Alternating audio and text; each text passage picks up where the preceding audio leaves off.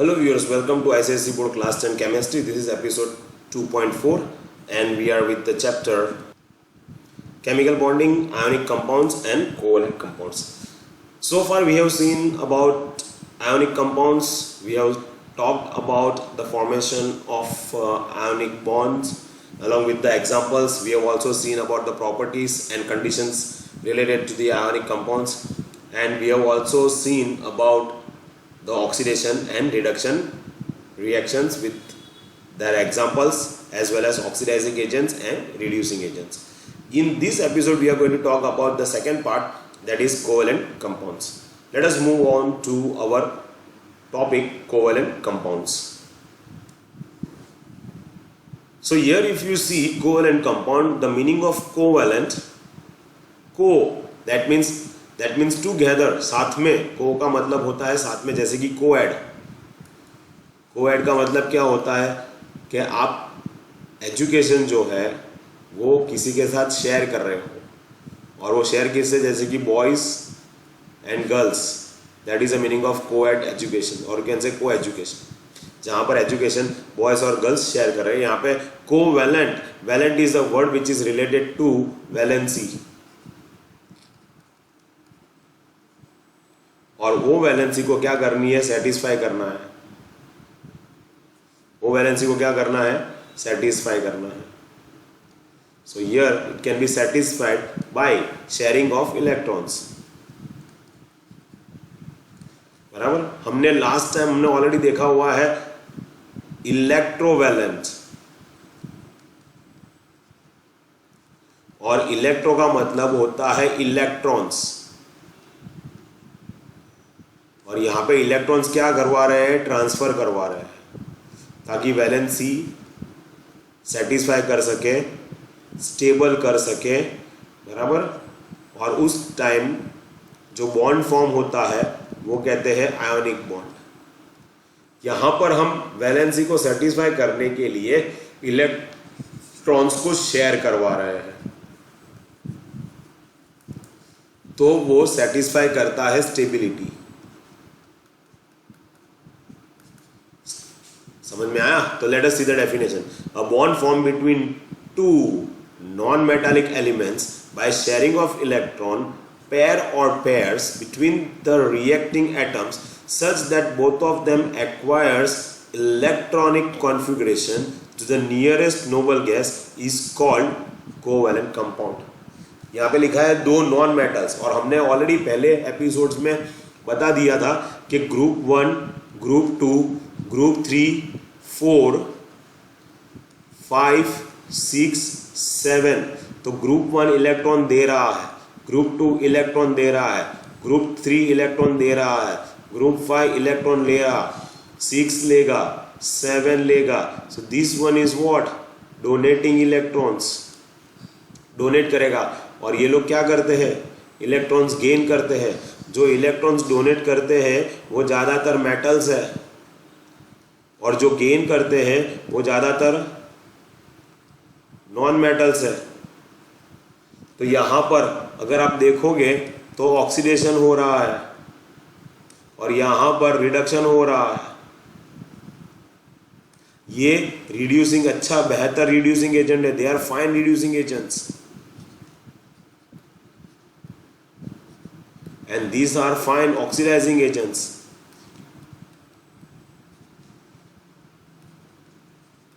समझ में आया इतना? तो ग्रुप 1, ग्रुप 2, ग्रुप 3 वो इलेक्ट्रॉन्स दे रहे हैं. ग्रुप 5, ग्रुप 6 एंड ग्रुप 7 वो इलेक्ट्रॉन्स गेन कर रहे हैं.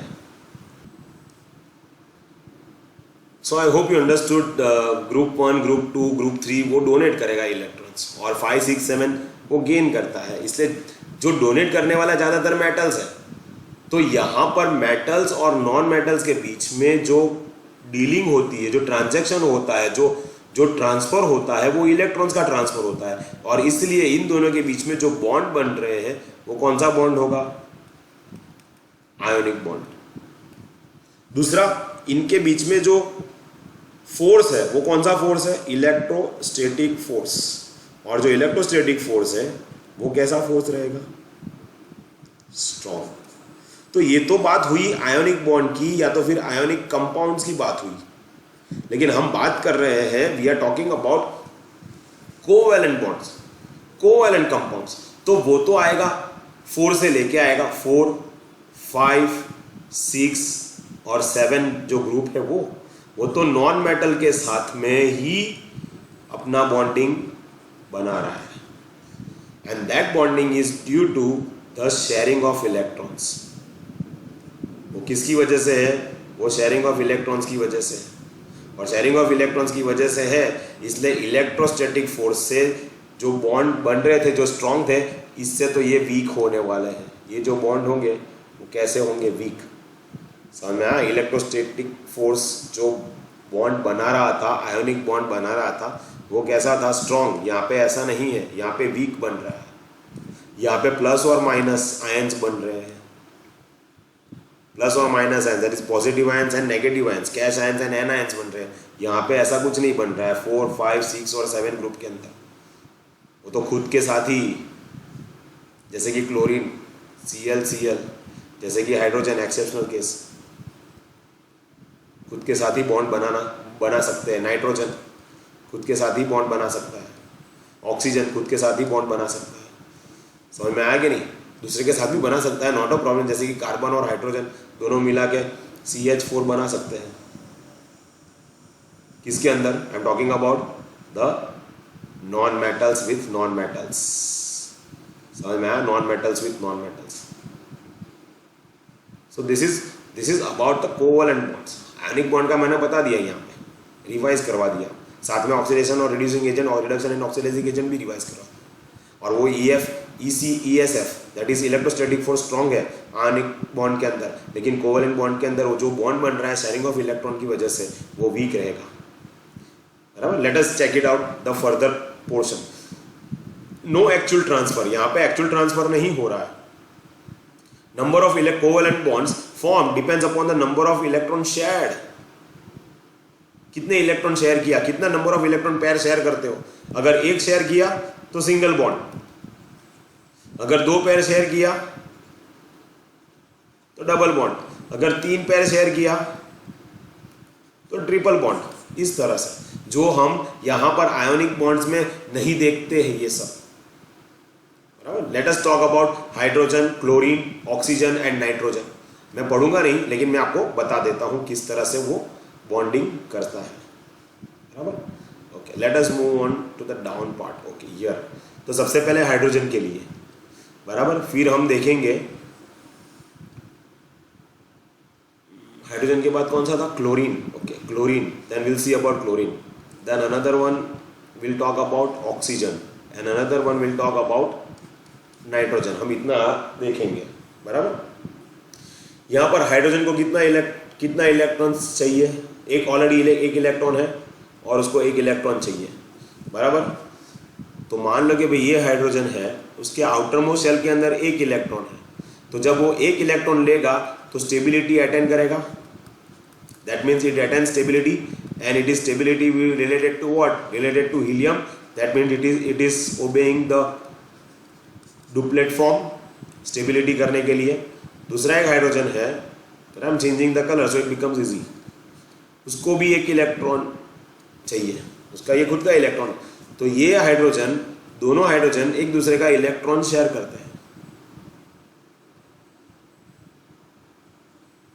सो कितना बॉन्ड बनाया?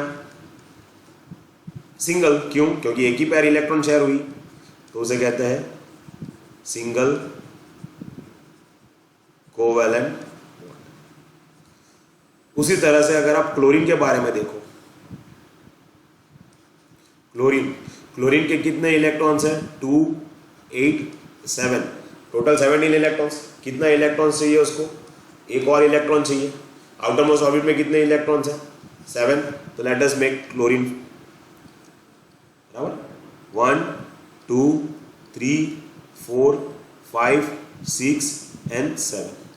I'll change the colors for the other one so it becomes easy for you to understand. Okay, here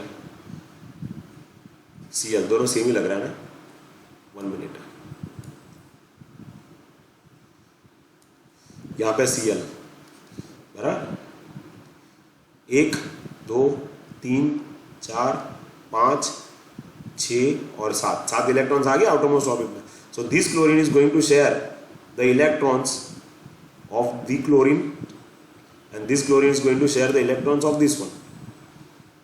So chlorine is going to form a covalent bond. Which covalent bond? The single covalent bond, because it is going to share only one pair of electrons. Let us talk about oxygen. Oxygen के लिए कितना आता है? 2,6. How many electrons is required? 2 electrons. यहाँ पे chlorine को 1 electron चाहिए, तो यहाँ पे कितना होगा? 2 8 8 हो जाएगा. किसके नजदीक? आर्गोन के नजदीक. लिखना था पूरा.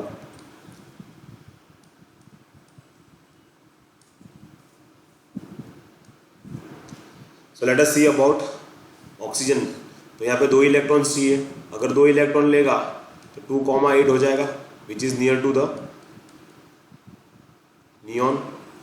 तो एक ऑक्सीजन के लिए 6 इलेक्ट्रॉन्स. आउटर मोस्ट ऑर्बिट में कितने इलेक्ट्रॉन्स है? 6. So let us make it 1 2 3 4 5 6. Going to change the colour once again. So here oxygen 1 2 3 4 5 6. तो ये वाला ये इलेक्ट्रॉन को शेयर करेगा, ये वाला ये इलेक्ट्रॉन को शेयर करेगा. So how many electron pairs are shared? 1 and 2. So oxygen forms covalent bond, but how many? 2. That will be what? Double covalent bond.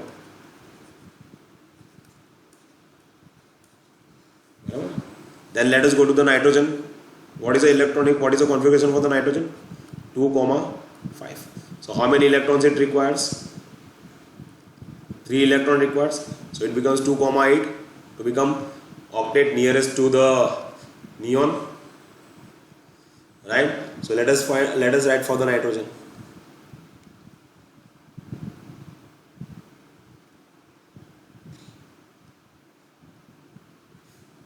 I'm going to change the color.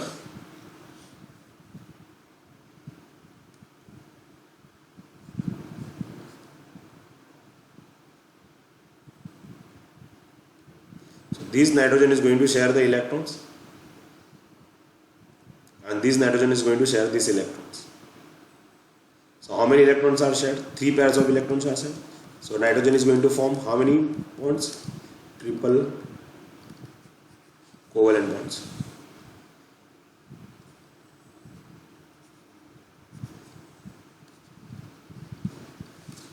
Understood? I hope I made it everything clear. So it is pretty simple. It depends upon the valence electrons. कितने valence electrons है? Hydrogen में 1, chlorine में 7, oxygen में 6, nitrogen में 5. तो उसके हिसाब से वो बॉन्ड्स बनाते रहते हैं. नाइट्रोजन को कितना इलेक्ट्रॉन चाहिए? 3. तो 3 इलेक्ट्रॉन्स शेयर करेंगे अपने खुद के नाइट्रोजन के साथ, बराबर. तो ये बन जाएगा N2, ये बन जाएगा O2, ये बन जाएगा Cl2, एंड ये बन जाएगा H2. अंडरस्टूड और not? So this is all about the formation of covalent bonds and covalent compounds. So let us move on to the next part. हम पढ़ेंगे अभी non-polar and polar covalent compounds. Now if you see non-polar and if you see here it is polar, तो कुछ ना कुछ तो difference होगा. Polar में polarize, they become polarized. और polarize का मतलब क्या? To form positive and negative ions, some sort of positive and negative ions. तो उसे कहते हैं polarize. तो नॉन पोलर में पॉजिटिव और नेगेटिव आयंस नहीं बनते हैं.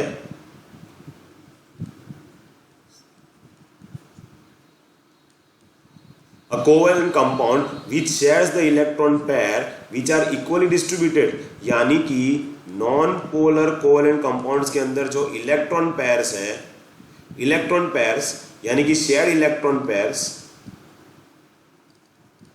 जो शेयर किया है वो इक्वली डिस्ट्रीब्यूटेड है.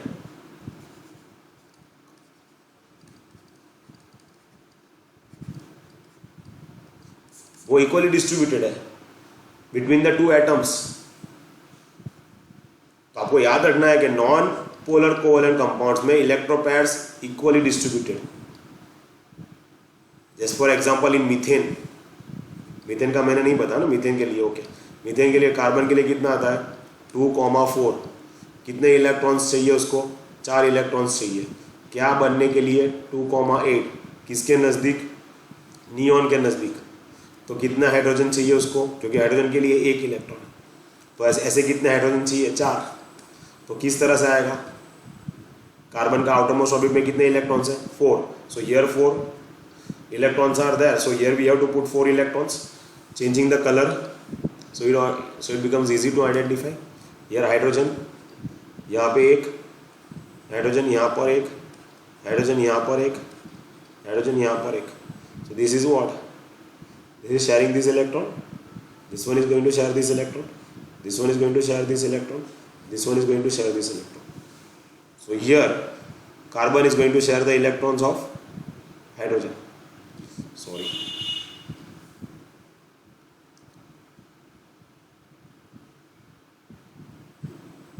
got it, so here single bonds are formed between carbon and hydrogen, so methane is which sort of a compound, non-polar covalent compound, understood or not, because the equal distribution is there between the electron pairs of hydrogen and carbon, while polar covalent compounds are having shared electron pairs, but they are not equally distributed, they are unequally distributed, so this is the most important part of polar and non-polar covalent compounds. Polar covalent compounds, shared electrons are there, but they are unequally distributed. Non-polar covalent compounds, shared electron pairs are there, but they are equally distributed. This is unequally distributed. As for example HCl, hydrogen requires 1 electron, chlorine requires 1 electron,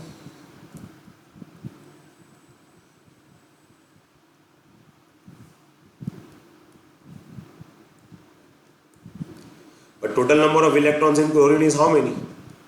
17 electrons. So 1 electron of hydrogen is dragged towards chlorine. As a result, hydrogen develops slightly positive charge, that is called delta positive. When chlorine receives the electrons of hydrogen, chlorine becomes slightly negative, that is called delta negative. Understood or not? So because of that one, there is an unequal distribution.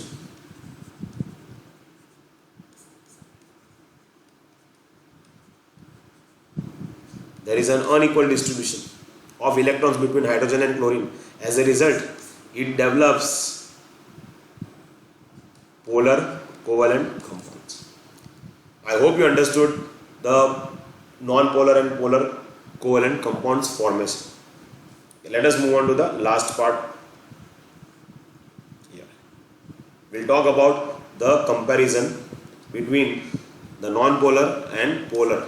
Non-polar equally distributed, polar unequally distributed. Here there is an equal force exerted between the electrons of one atom to the other atom, so the force of attraction is equally, so that's why it is equally distributed. Here it is not like that, here it is unequal, because the chlorine is more electronegative than hydrogen, which is dragged towards chlorine, so it becomes slightly positive and this becomes slightly negative, so that's why it is an unequal distribution, so attracts the electron pairs towards itself. So which one is more electronegative? Chlorine is more electronegative. Non-polar covalent compound is symmetrical, there is a symmetry, you can see the symmetry, carbon, hydrogen, hydrogen, hydrogen, hydrogen, it is symmetry, but there is no symmetry here, it is asymmetrical. Right? Which one is more stronger to accept electrons? Chlorine is more stronger to accept electrons than hydrogen. As a result, it is been dragged towards the chlorine. It is moving towards the chlorine. Chlorine is attracting hydrogen.